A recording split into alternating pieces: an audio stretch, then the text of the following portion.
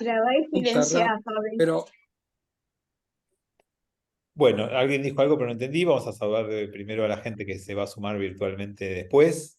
Bienvenidos a los que se suman después a través de YouTube a este encuentro del 16 de noviembre del año 2023. Creo que Beatriz dijiste algo y no entendí.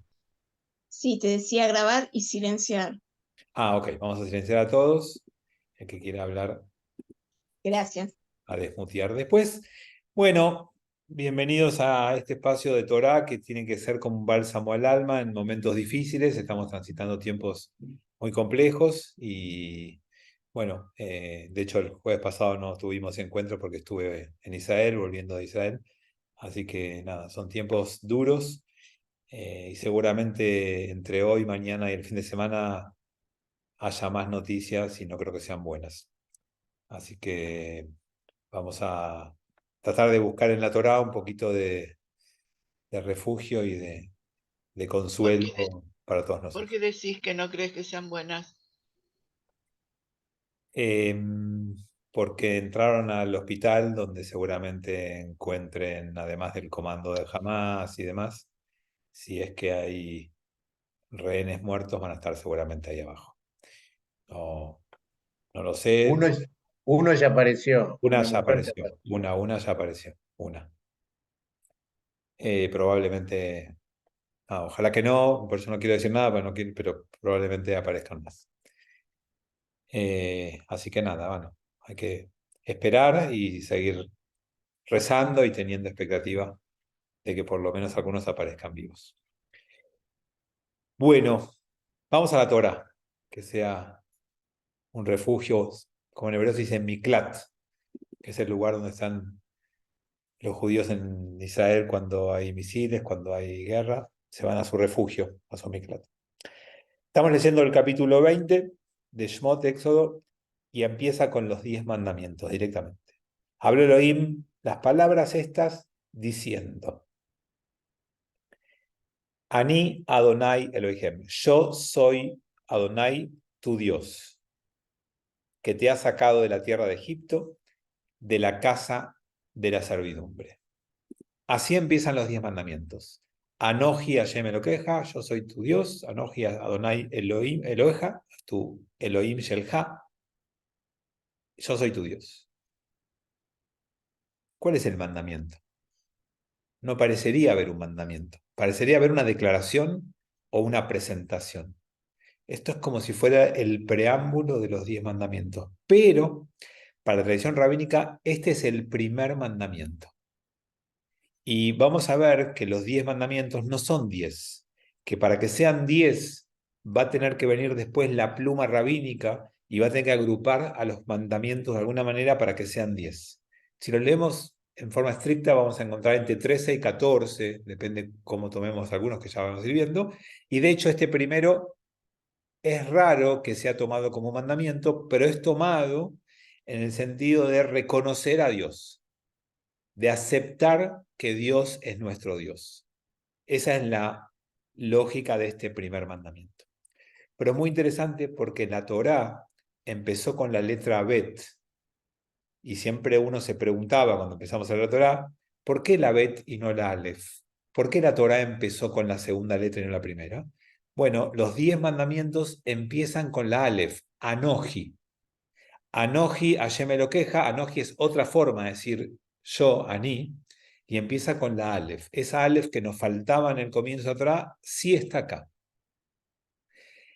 Y entonces vamos a empezar con la primera pregunta que me suelen hacer la mayor cantidad de veces en mi vida rabínica, después de hacerme la pregunta de si cuando me baño me saco la Torá, que esa es la que está top one. La pregunta es, ¿qué recibió Moshe en el Sinaí? ¿Qué le dijo Dios a Moshe? Toda la Torá, los 10 mandamientos, toda la Torá y todo el Talmud. ¿Qué fue lo que Moshe recibió cuando subió al Ar Sinai después de los 3 días de preparación que leímos hace 2 semanas? Después de juntar al pueblo en la base de la montaña, en la parte baja, subió él solo, llegó arriba y ahí recibió la Torá. Lo que no sabemos es qué le dijo. Entonces, la primer respuesta rabínica, más amplia, la más general, dice que Dios le dijo a Moshe en el Sinaí toda la Torá escrita y toda la Torá oral. Todo. Pero solamente pusieron por escrito los 10 mandamientos, que fue lo que bajó Moshe con las tablas. Y que de ahí hasta su muerte puso por escrito Moshe toda la Torá. Y le dijo la Torá oral que Moshe se la contó a Yoshua, Yoshua se la contó, se la contó, se la contó, se la contó, y así llegó hasta el Talmud y ahí la escribieron. El Talmud, que es la Torá oral, es, según esa mirada, también revelación de Dios a Moshe. En una sola palabra, ¿qué es el Talmud? El Talmud es la reglamentación de cómo se cumple la ley que está en la Torá. Entonces esa reglamentación, según esa mirada, no es un invento rabínico, no es una deducción rabínica, es una revelación divina a Moshe transmitida de generación en generación. Entonces, ¿qué es el pueblo judío? Una línea de tinta, no una línea de sangre. Vieron que hay dinastías que se consideran una línea de sangre. Nosotros no somos una línea de sangre, somos una línea de tinta. Somos quienes venimos repitiendo y reescribiendo el mismo texto desde el inicio. Lo que nos une es que copiamos el mismo texto que tenemos desde Moshe hasta ahora. Primera respuesta. Segunda respuesta, más acotada, no, Dios le reveló la Torá escrita. Y ni siquiera completa, porque los últimos versículos los escribió Yoshua, porque Moshe se murió. Cuando cuenta el final de la Torá, no estoy espoleando, cuando la Torá cuenta al final que Moshe se muere, ¿quién escribe esa parte? ¿Quién escribe que Moshe fue enterrado? ¿Quién escribe dónde fue enterrado? Bueno, Dios le dijo a Moshe toda la Torá, y Moshe la puso por escrito, pero después terminó de escribirla Yoshua. Y otra mirada es que, no, Dios no le reveló toda la Torá. Le reveló todo lo anterior y los 10 mandamientos. Y todo el resto lo fue escribiendo Moshe en su vida, a medida que lo iba viviendo. Porque todo lo que viene después es un relato que enfrenta a Moshe desafíos de vida y de liderazgo todo el tiempo. Entonces, le reveló todo, le reveló un pedazo, le reveló menos, y después hay quien dice, no, solamente le reveló los 10 mandamientos, nada más. Y otro dice, no, solamente el primer mandamiento, este que leímos recién. Anoji Hashem Elokeja, yo soy tu Dios, que te sacó de la tierra de Egipto. Y después viene otro rabino y dice, no, solamente le reveló la primera letra de los 10 mandamientos. ¿Qué letra es? La Aleph. ¿Y cómo suena la Aleph? Muda. La Aleph no tiene sonido propio. Y entonces por eso algún rabino llamado Abraham Yoshua Heschel termina diciendo, no sabemos qué pasó en el Sinaí, pero algo pasó. El Sinaí, y esto que estamos empezando a estudiar, es el texto fundante de nuestro pueblo. Somos un pueblo como somos porque tenemos la Torá y porque lo que resume la Torá son los 10 mandamientos. La concentración de la Torá en una frase, en una idea, en un capítulo, es los 10 mandamientos. ¿Y qué pasó ahí? Y no sabemos. ¿Qué se reveló exactamente? Y bueno, quizás todo, quizás una parte, quizás casi nada, no sabemos. No hay una respuesta única y definitiva y tajante a en qué consistió la revelación del Sinaí. Entonces, primer mandamiento, yo soy tu Dios. Hashem, Ani Hashem, Anoji, Hashem Elokeja.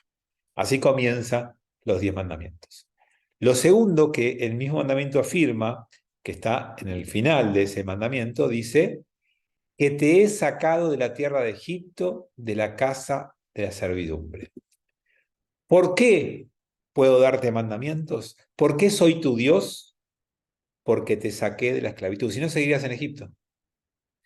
Yo te saqué y eso me coloca a mí en ese lugar. Entonces, es la presentación de Dios y la justificación de por qué Dios puede darle mandamientos.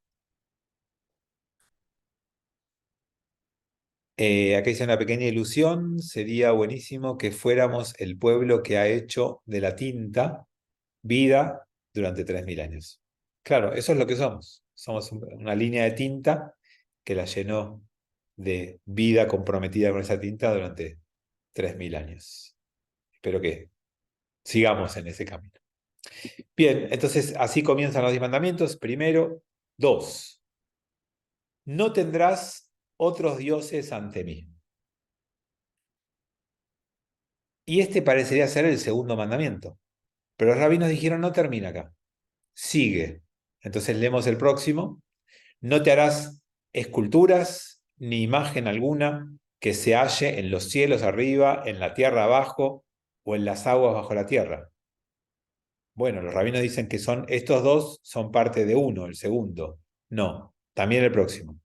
No te prosternarás ante ellos ni los sirvas, porque yo soy Adonai tu Dios, que con el celo hago recordar la iniquidad de los padres sobre los hijos, sobre terceras y cuartas generaciones, para aquellos que me aborrecen. Mas manifiesto benevolencia para miles de generaciones, para los que me aman y para los que observan mis preceptos. Entonces, todo esto, dicen los rabinos, todo lo que leí recién, segundo mandamiento. Ahora lo vamos a desmenuzar. Vamos a ir por partes porque es complicado. Pero fíjense, en lugar de ser uno solo, es no tengas otros dioses, no te hagas esculturas ni imagen, y no te prosternes, no te arrodilles, no te inclines. Todo eso, dicen los rabinos, es el segundo mandamiento de los 10 mandamientos. Obviamente que los engloban porque todos tienen que ver con Dios y porque todos tienen que ver con una sucesión que podría encadenarse. Entonces, primero, no tengas otros dioses. Dios es celoso y además Dios sabe que uno permanentemente busca otros dioses. ¿Qué significa esto para la tradición judía? Todos conocen la frase de Groucho Marx, ¿no? Yo tengo mis principios, pero si no te gustan, tengo otros. Bueno, eso es lo que nos pasa muchas veces a todos. Yo tengo principios, yo tengo reglas, yo tengo valores. Bueno, pero si la cosa se complica, los puedo dejar un poco de lado, ¿no? Es una época grave, es una época difícil, los dejo de lado.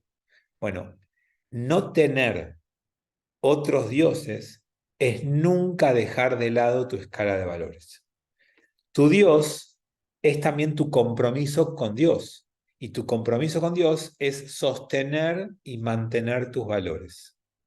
No los negocies, no los trances, no hagas excepciones. Eso es lo que nos pide fuertemente la Torá en esta primer parte del segundo mandamiento. No tengas otros, porque eso significa que dejas de sostener tu compromiso conmigo por un tiempo, para sostenerlo con el otro. Ese es el celo de Dios, que nosotros nunca abandonemos este camino y lo cambiemos por otro que nos convenga más circunstancialmente y después volvamos cuando nos convenga volver y demás.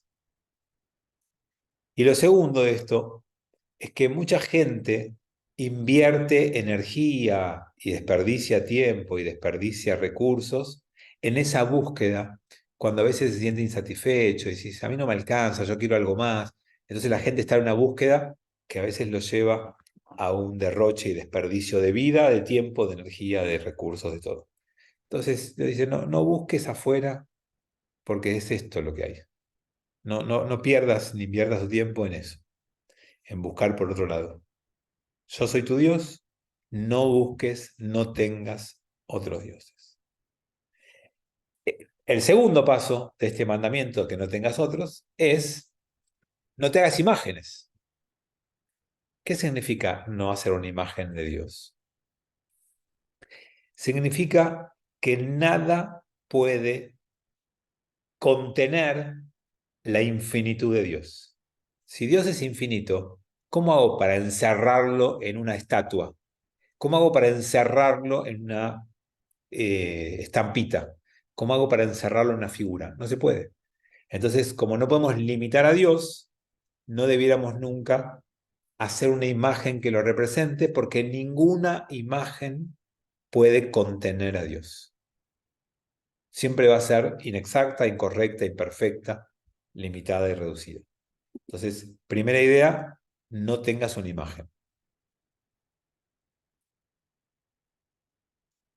Sin embargo, es lo que lamentablemente nos está pidiendo la mayoría del mundo en este momento. Que tengamos una imagen de Dios. No entiendo, Tomás. Lo anterior, que cedamos a nuestros principios. Ok. Bueno, que sigan pidiendo. Sí, pero No tenemos por qué. lamentablemente, ¿no? Ok.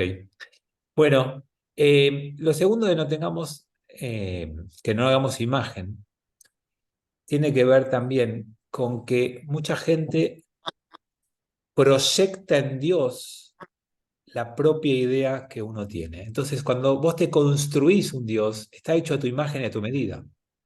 Y eso es lo que Dios no quiere. Vos no sos el que construye a Dios. Dios es el que te dio la vida a vos. No inviertas los roles. Hacerte una imagen de Dios tiene que ver con una búsqueda de manipular a Dios a tu antojo. Como aquel que hace una imagen y toma la foto o toma el dibujo o hace la imagen con la perspectiva que uno quiere, de la forma que uno desea. Y eso es lo segundo que nos pide el texto que no hagamos. De acá, de esta idea, aprendemos que mucha gente no representa ni a Dios ni a nadie, no hace imágenes. Entonces, ahí van a encontrar que algunos judíos muy observantes ni siquiera ponen una foto en la tumba. Vieron que si ustedes van por los cementerios, van a ver que hay un montón de lápidas que tienen fotos e imágenes y hay otras que no las tienen. Independiente de que hay muchos que no la tienen porque no quieren ponerla, porque no necesitan ponerla, algunos es porque creen que la imposibilidad de representar llega hasta ese punto y no hay que poner imágenes de ninguna clase. ¿Por qué? Porque vos vas a rezar frente a la tumba. Y cuando rezás frente a la tumba no puede haber una imagen porque pueden pensar que estás rezando a esa imagen que está ahí enfrente. Entonces algunos impiden poner incluso hasta esas imágenes. Por supuesto que el punto más polémico que tenemos acá es por qué hay algunos movimientos judíos que tienen imágenes de sus rabinos. Si está bien que haya imágenes de rabinos, que algunos casi adoren y guarden en su bolsillo, en su billetera, en su escritorio, en su cartera. ¿Está bien que tengan esas imágenes? Entonces la pregunta es, ¿está bien que tengan imágenes de rabinos que no sea yo? No está bien eso. No, la pregunta es, ¿está bien o no está bien? Por supuesto que, como todo, depende del vínculo que establezcas con esa imagen. ¿Vieron cuando vas a rezar al cótel? Que entre paréntesis, la semana pasada, cuando estuve en Israel, quise llegar al cótel y no pude llegar por simplemente miedo.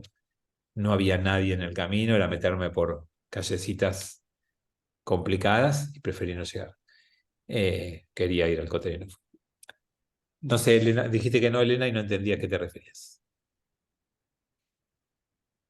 No, digo que hiciste muy bien.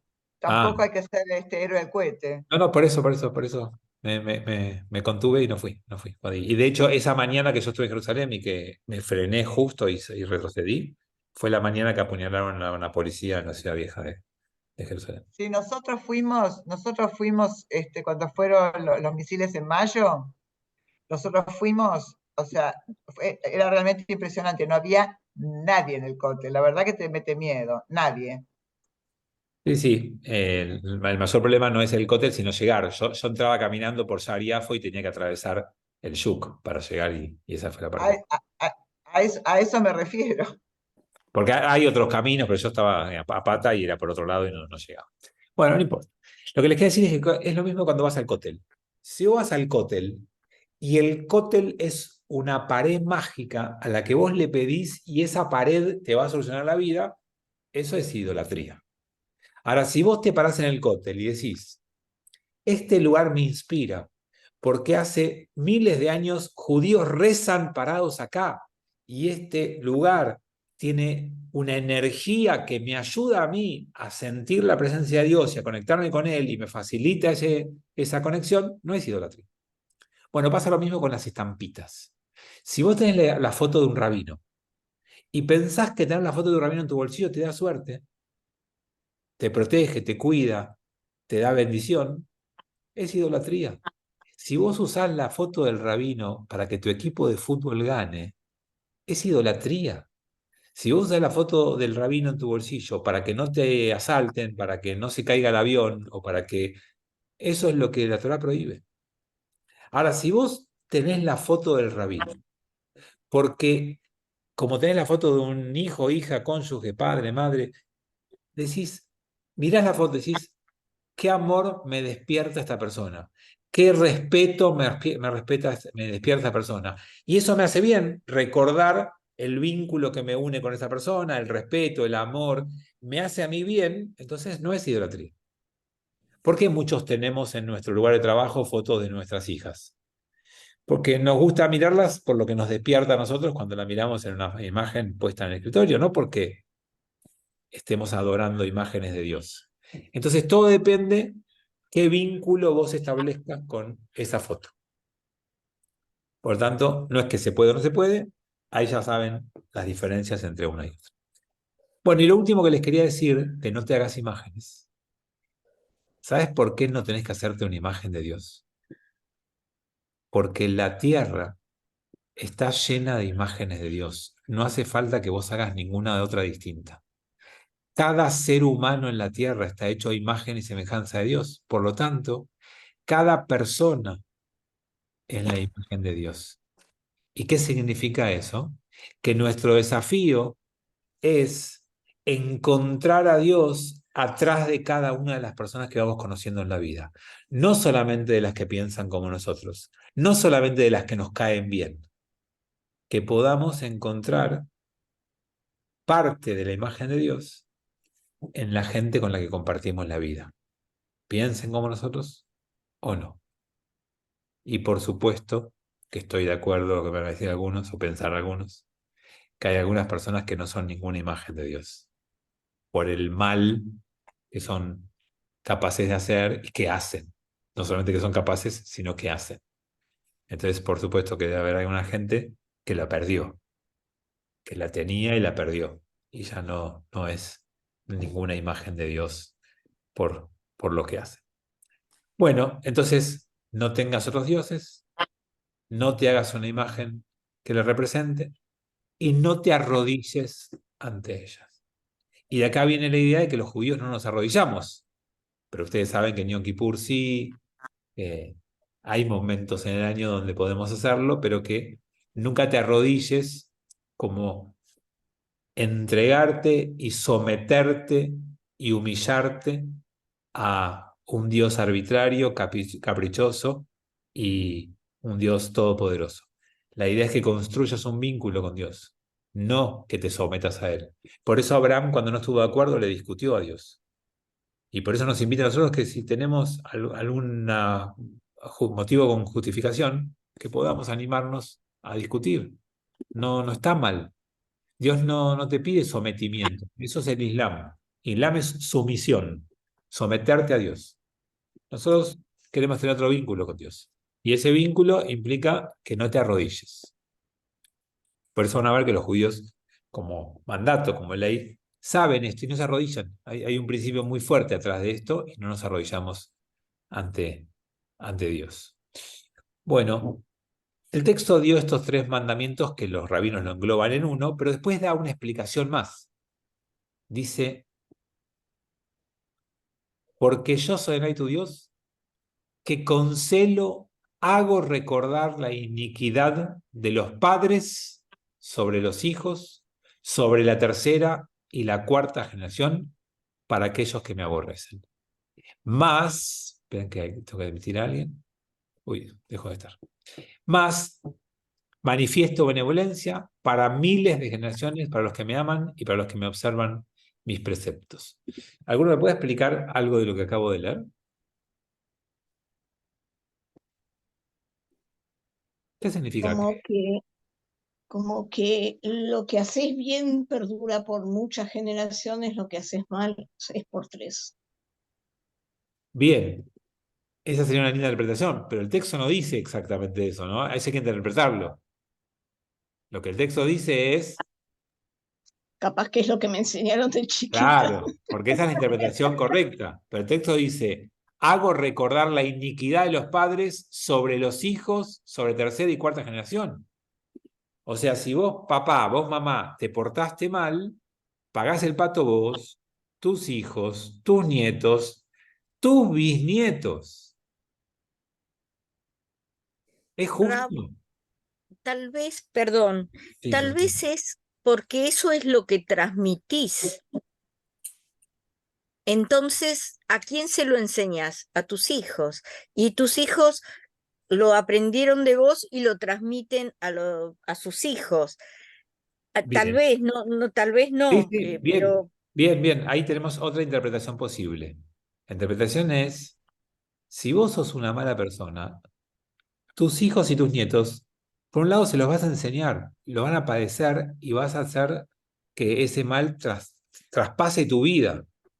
Pero además, le agregamos lo que dice Susana, la vergüenza que van a sentir de ser tu hijo, tu nieto o tu bisnieto y coincidís en la vida. O sea, si vos sos el nieto de Videla y vivís en la Argentina, la iniquidad del abuelo pasó al hijo, al nieto. Imagínate que estás en la facultad, toman lista, dicen Videla, andá a levantar la mano. O sea, cuando vos haces las cosas mal, tenés que saber que eso que haces mal, como acá dicen importación de apellido, eso que haces mal, lo sufrís vos, pero también lo sufren tus seres queridos y trasciende tu vida. Por eso es tan importante hacer las cosas bien, porque no te perjudicás vos solo. Tus hijos, tus nietos sufren y padecen lo que vos hacés. Imagínense, yo sé que todos dicen, no, este país es un desastre, nadie va preso, corrupción, nadie va preso. Imagínense salir en los diarios por corrupto. Lo que sienten tus hijos y tus nietos. Es durísimo. O sea, el mal trasciende 2, 3, 4 generaciones. Y el bien, dice acá, perdura 1000. Y entonces acá vamos a la introducción que dio Beatriz. Lo que la Torá que te hace es compararte. Esto es como el cuentito que lo deben conocer todos porque es muy, muy conocido, debe ser de esos que contaba Bucay, que dice que cuando vos tenés amigos que te hacen algo malo, escribilo en la arena. Y cuando tengas un amigo que te haga algo bueno, escribilo en la piedra, grabarlo en la piedra. Porque lo que escribas en la arena se va a borrar fácilmente, en cambio lo que grabes en la piedra va a perdurar mucho tiempo. Y hay gente que hace exactamente al revés. Se acuerda todo lo malo que le hicieron y da como obvio o se olvida rápidamente las cosas buenas que te pasan. Entonces lo que el texto dice es que lo malo perdure 3 o 4 contra 1000 de lo bueno. Esa es la proporción, no es real, no es literal, es que la proporción sea esa, que lo que te dure el efecto y el recuerdo de lo malo sea como 3 o 4 contra 1000.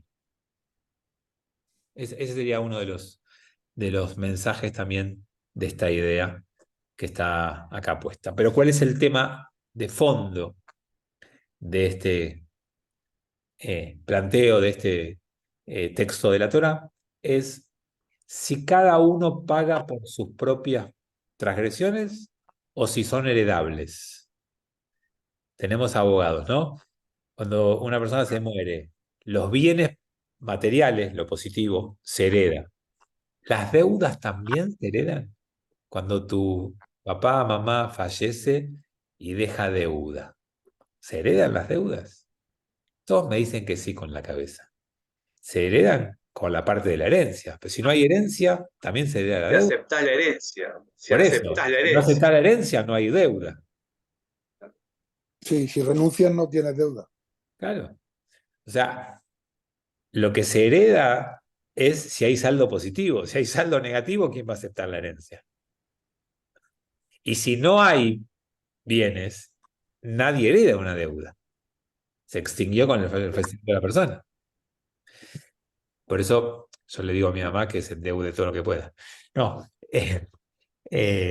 lo que creo que surge de esta idea es que aprendamos que se heredan las dos cosas, lo bueno y lo malo, lo positivo y lo negativo. Ambas cosas se heredan, porque en la plata es otro tema, pero en la reputación, en el nombre, en el honor, se hereda lo bueno y lo malo. Y eso te abre puertas o te cierra puertas. Te predispone positivamente o te predispone negativamente. Entonces, yo les diría que le dejen la mejor herencia posible a sus hijos y nietos. Y no me refiero a la plata que le van a dejar, sino al nombre, al honor, al buen comportamiento que uno puede transmitirles y que hereden eso. Bien, tenemos ya los primeros dos mandamientos, aunque el segundo es compuesto. Vamos, primero y segundo mandamiento. Tercero, no lo pongo. ¿Alguien sabe cuál es el tercer mandamiento? Seguimos con Dios. Lo tengo No escrito. pronunciar el nombre de Dios. Jurás en nombre de Dios. Bien. El nombre de Dios en falso. Exactamente. El tercer mandamiento es: no pronunciarás el nombre de Dios en falso, a ver cómo lo traducen acá. Acá el 7 dice: no jures en nombre de Adonai tu Dios en vano. Algunas traducciones dicen: no pronuncies el nombre de Dios en vano. Lotisa et Shema Adonai Lashav. Eso es como se dice en hebreo: no pronuncies el nombre de Dios en vano. Pues no eximirá a Adonai a aquel que jure por su nombre en vano. Y con esto terminamos, ahora lo analizamos, los tres primeros que hablan fuerte y específicamente de Dios. Yo soy tu Dios, no tengas otros dioses, no te arrodilles, ni hagas imágenes, y no pronuncies el nombre de Dios en vano. De acá viene lo que ustedes habrán escuchado 1000 veces, que dicen: los judíos no juramos, no, nosotros prometemos, pero no juramos. Bueno, viene de esta idea, simplemente de esta idea, que no es tan literal que no se puede jurar, sino que no se puede jurar en nombre de Dios. ¿Y por qué no se puede jurar en nombre de Dios? Porque jurar en nombre de Dios, amigos, es un acto de soberbia. ¿Quién sos vos para invocar el nombre de Dios que respalde lo que estás diciendo? Es un acto de atropello y de soberbia de parte de uno querer hacer eso.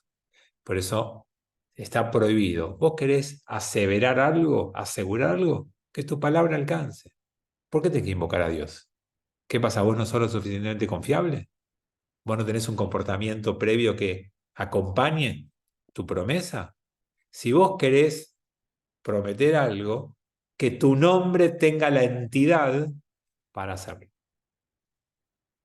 Ahora la tradición judía después desarrolló la idea de que, ¿sabes qué? Mejor no prometas, porque si no podés cumplir, no prometas en vano. No cargues después con una falta en la promesa, en la palabra. Entonces los judíos, cuando te querés comprometer a algo, que decimos: Bli neder. ¿Venís mañana al Kabbalat Shabbat? Bli neder. Cuando decís Bli neder, que significa Bli neder, sin prometer, sin promesa, decís: hago todo lo posible, pero no te lo prometo. Es como abreviarlo. No es que no prometo, es: voy a hacer todo el mayor esfuerzo, pero no te lo prometo porque puede pasar algo y no puedo ir. Entonces, mañana todos ustedes vienen al Kabbalat Shabbat del Ambrots. Bli neder. Los espero. Bueno, ese es el tercer mandamiento, y entre los tres tenemos un bloque fuerte que trata de establecer el vínculo que tenemos que tener con Dios.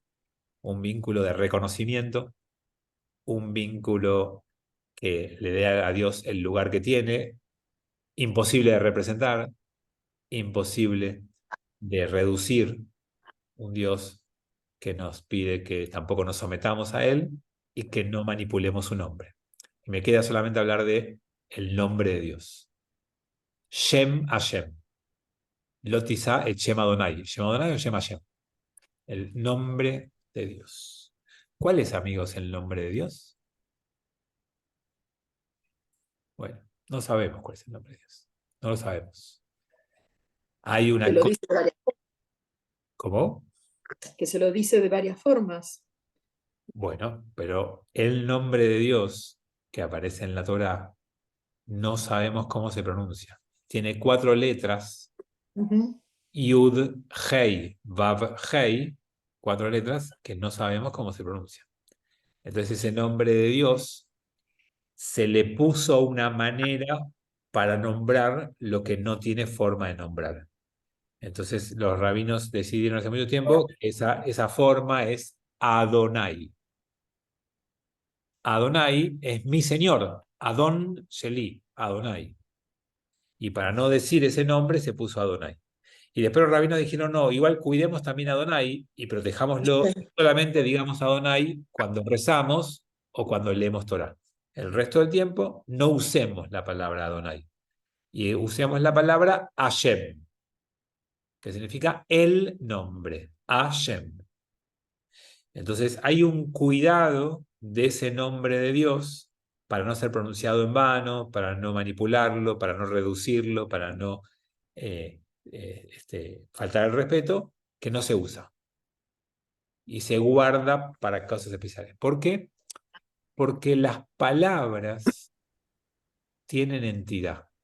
Y las palabras mal usadas le quitan entidad a las cosas. Entonces, por ejemplo, si vos sos para mí una persona muy cercana y yo te digo, vos para mí sos mi mejor amigo, si vos me querés y me respetás y me valorás y yo te digo, sos mi mejor amigo, vas a decir, wow, qué bueno, tenemos un vínculo profundo, un vínculo genuino, intenso. Y si después me escuchás a mí decirle a 50 personas más, vos sos mi mejor amigo, yo devalué esa palabra y ya no tiene valor. Entonces, cuando yo te digo a vos, sos mi mejor amigo, decís, sí, yo y cuántos más. Se perdió eso. La utilización de las palabras en forma reiterada le quita valor a esa palabra. Es como cuando le decís te amo a cualquiera, es como cuando... ¿sí? Entonces, las palabras hay que cuidarlas y, claro, Roberto Carlos, que tenía 1.000.000 de amigos, exactamente. Yo soy el 999.999. ¿Qué valor tiene? Entonces, las palabras hay que cuidarlas, no hay que usarlas por demás, no hay que desgastarlas, y entonces el nombre de Dios se guardó para que no pase eso.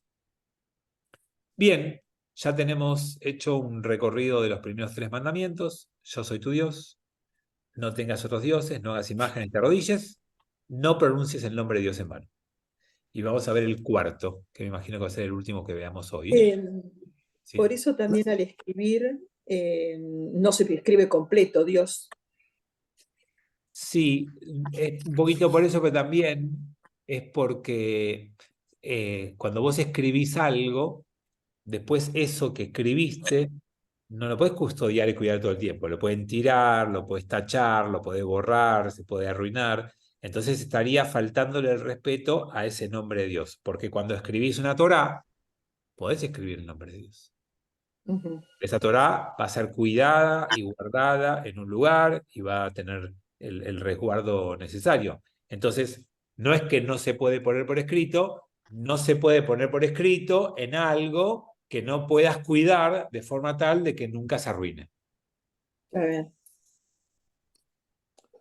Otra cuestión. Si Dios, cuando Él dice, yo soy el que soy o yo seré el que estaré, ¿no se nombra a Él mismo con un nombre? Pregunto. Y si eso tiene algo que ver con el no uso del presente en el idioma hebreo. Ok. Respecto a la primera pregunta, y después le damos la palabra a Elena. La primera pregunta, la respuesta al nombre, Moshe le dice a Dios, ¿cuál es tu nombre? La respuesta a la pregunta del nombre, Dios contesta, Eye Asher Eye. Ese Eyer Asher Eye es una construcción en hebreo muy difícil de traducir porque ser y estar es la misma palabra en hebreo. Es como el to be en inglés. Entonces, el ser y estar no sabe si le está diciendo seré el que estaré, estaré y seré. No sabemos, porque es Eye, futuro del ser y estar, Eye, futuro del ser y estar. Entonces, no podemos traducirlo, pero esa es la manera en la que Dios se presenta. Ahora, si queremos encontrarle una raíz al Yud-Hei, Vav-Hei, al nombre de Dios, la raíz que es compartida con Eye, Ayer, Eye, con la misma raíz, el verbo que está ahí es el verbo ser o estar. Así que hay algo de esa idea de que el ser y el estar es sinónimo de Dios. Por eso algunos dicen que la mejor forma de traducir es seré el que estaré. O sea, voy a estar siempre. Mi esencia, seré, mi esencia es ser el que va a estar siempre. Como una posible. Pero son todas interpretaciones posibles. No sabemos qué significa exactamente siempre. ¿Elena? Sí, yo o sea, pensaba, digamos, con lo que vos dijiste de las palabras, que o sea, la creación del mundo empezó con la palabra. Y que, digamos, para el judaísmo, digamos, o sea, no importa lo que pensás, sino lo que decís. O sea, vos podés tener los pensamientos más pornográficos que quieras, digamos, hay que ver qué es lo que haces y qué es lo que decís. Y sí pienso, creo, digamos, que con la palabra se puede hacer el bien y con la palabra se puede hacer el mal. Y hay que tener mucho cuidado con lo que uno dice. Y con lo que uno piensa, uno puede pensar lo que quiera. Ahora, con lo que uno dice, puede crear, no como Dios, pero como uno, puede crear cosas buenas o puede destruir. O sea que el bien y el mal están en la palabra, para mí. Sí, sí. Y la idea de que la Torá haya elegido a la palabra como elemento creador es para decirnos que tu palabra crea realidad. Cuando vos decís cosas, creás una realidad. Si yo digo Elena es y pongo un atributo a vos y toda esta gente te está escuchando, todos se van con la idea de lo que, o sea, mi palabra construyó una idea sobre vos. Y entonces hay que tener mucho cuidado con el uso que le damos porque las palabras construyen. Y hoy ya sabemos que los pensamientos no son pensamientos al azar que uno tiene y puede pensar cualquier cosa. Cuando nosotros, por ejemplo, vieron todas las cosas conductistas americanas que te dicen todas las mañanas, parate frente al espejo, mirate y decís, hoy voy a tener un buen día y sonreí.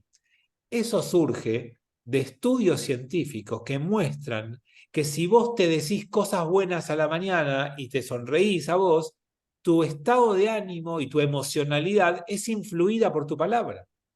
Y nadie te dice, pensá cosas lindas. No te dicen, pensá en positivo. Te dicen, decilo. Tiene más fuerza decirlo que solo pensarlo. Y ayer en el espacio de Cabana yo les decía que a veces creemos que los pensamientos son nuestras decisiones. Voy a pensar, ¿qué quiero pensar? Y nuestra mente es una fábrica de pensamientos y genera pensamientos todo el tiempo. La diferencia es en cuáles te detenés y cuáles dejas pasar. En qué pensamientos te frenás y le das importancia y en cuáles los dejás y van a desaparecer y te vas a olvidar al ratito de que pensaste. Genera miles de pensamientos por minuto. Nuestra mente es una máquina tremenda de generar pensamientos. Bueno, dicho estos tres primeros mandamientos, vamos a ir al cuarto. Y hubiera preguntado cuál es, pero ya sé que algunos tienen ahí anotados, así que no juguemos, porque van a hacer trampa. El cuarto mandamiento es Shabbat, pero veamos cómo lo dice. Recuerda el día sábado para consagrarlo. Sahor idioma Shabbat le kodsho. Así es como dice en hebreo. Sahor idioma Shabbat le kodsho. Recuerda el día sábado. Falta todo el desarrollo. No termina acá, pero tenemos que empezar con Sahor porque es muy importante. Los 10 mandamientos, ustedes saben que vuelven a aparecer en el quinto libro de la Torá. Cuando Moshe está viejito, está a punto de morirse y le recuerda al pueblo todo lo que vieron juntos, dentro de la cosa que recuerda los 10 mandamientos. Y los vuelve a decir Moshe. Y hasta acá, los primeros 3 son exactamente iguales. Los primeros 3 mandamientos dicen lo mismo. Y el cuarto lo cambia. No dice Sahor et Yom Shabbat lekodsho. Dice Shamor et Yom Shabbat lekodsho. cambia Sajor por Shamor. Sajor es recordar, Shamor es cuidar, observar, cumplir. Entonces los rabinos empiezan a jugar. ¿Por qué 2 palabras? Entonces dicen, bueno, ¿sabes qué? Tenés que prender mínimo 2 velas de Shabbat en tu casa todos los viernes. Porque Shabbat, una por Sajor, Shabbat, una por Shamor. Una por Sajor, una por Shamor. Mínimo. Después hay algunos que agregan una vela por cada hijo de la casa. Pero mínimo pones 2. Hay 2 mandatos con el Shabbat. Recordarlo y observarlo. Sajor be Shamor. Después viene el Ejodí y te dicen, Shamor be Sajor be Diburejad. ¿Se acuerdan la estrofa esa del Ejodí? Bueno, Shamor be Sajor be Diburejad. Fue dicho en una sola palabra, be Dibur Ejad. Fueron los 2 al mismo tiempo. Dios dijo, Shamor Sajor. En una versión pusieron Sajor y en la segunda pusieron Shamor. Pero están dichos juntos. Son la misma palabra. Entonces de ahí aprendemos que recordar y cumplir es lo mismo. Recordar no es sentarte a pensar. Recordar es hacer. Y por eso, 2 cosas. El movimiento de memoria judío siempre es memoria activa, porque memoria es hacer, no es sentarte a pensar. Y por eso, cuando vos querés recordar a un ser querido, no te sentás a pensar en ese querido. Recordar a un ser querido es hacer algo por un ser querido. Es hacer una buena acción por esa persona. Esa es la manera judía de recordar. Acuérdense que recordar es recuore, es volver a pasar por el corazón. Es sentarte y decir, ay, qué linda que era mi abuela, qué buena que era mi abuela. Eso es recordar. Y el judaísmo te dice, no, ¿querés honrar a tu abuela? Andá y hacé algo bueno en nombre de tu abuela. Esa es la manera en la que recordamos nosotros y viene de acá, de Shamor y Sajor. Sajor y Shamor. Bueno, y lo último que les digo de esto de Sajor y Shamor et Yom HaShabbat, le kodsho. El Shabbat hay que kodshearlo, hay que santificarlo, hay que hacerlo kadosh. Ese es el mandato para Shabbat. Tenés que hacer en tu vida que el Shabbat sea kadosh. ¿Qué significa kadosh? Sagrado. ¿Qué significa sagrado? No me digan kadosh. Separar, Sagrado, separar. muy bien. Sagrado exactamente es distinguido, diferenciado, separado. Que sea distinto a lo que es tu semana. Que vos tengas un ritmo de vida que se pueda ir organizando en 6 y 1, 6 y 1. Por supuesto que después uno llega a una edad en la vida donde puede ser 5 y 2, y después está otra edad en la vida donde hace 4 y 3, y donde hace después 3 y 4, y después hace 1 y 6. Pero que el ritmo productivo de tu vida es trabajo, construyo, hago, desarrollo, creo, 6 días a la semana. Pero un día tengo que afilar el hacha. ¿Se acuerdan el cuento de afilar el hacha? ¿Lo recuerdan? Bueno, lo cuento rápido porque es muy conocido, pero una persona que tenía un bosque de árboles con los que trabajaba para hacer madera, contrata un leñador y el leñador tiene muchas ganas de trabajar y se levanta temprano, llega y primera semana tira 10 árboles por día y lo felicita al dueño, le dice vamos por más, ¿verdad? A la segunda semana tira 8, a la tercera semana termina 6, a la tercera semana tira 4. Entonces lo llama al dueño y dice, escúchame, vos te confiaste, o sea, empezaste bárbaro, trabajaste muy bien y ahora sos un vago. No, deme la oportunidad, el tipo se levanta más temprano, se acuesta más tarde, 3 árboles, 2 árboles por semana. Entonces el tipo dice, te echo porque no me servís más, porque no funciona. Y él me dice, no puede ser, le prometo, le juro que yo cada vez me esfuerzo más, cada vez trabajo más duro, cada vez dedico más tiempo. Y entonces el dueño del bosque le dijo, escúchame, ¿probaste afilando el hacha? O sea, si uno solamente hace y trabaja y nunca se detiene y no mira lo que está haciendo y no valora lo que está haciendo y no piensa sobre lo que está haciendo y no planifica sobre lo que está haciendo, lo más probable es que haga las cosas mal, que desaproveche su energía, su tiempo. Entonces, Uno tiene que hacer, uno tiene que desarrollar, pero también hay que pararse y contemplar. Y cuando a veces uno cree que si trabajara los 7 días de la semana sería más productivo, uno aprende que no sos más productivo. Que si parás un poco y descansás y reponés energía y amplías la mirada y tenés una perspectiva distinta, el día 8 vas a ser mucho más productivo. Tener un día especial en la semana revaloriza toda tu semana y te hace a vos desarrollarte mejor en tu semana. Así que hasta acá, amigos, los primeros 3 mandamientos y el comienzo del cuarto. La semana que viene, el jueves, en este horario, vemos la segunda parte de este cuarto mandamiento y lo que sigue hasta que lleguemos a los 10 y los clasifiquemos. Bueno, que termine bien el día. Los que quieran, nos vemos mañana. Los espero mañana en Lambrot, en el Kabbalah Shabbat. Blineder, pero los espero. Chao. Shabbat shalom. Shabbat shalom. Hasta luego. Shabbat shalom, gracias, Raúl.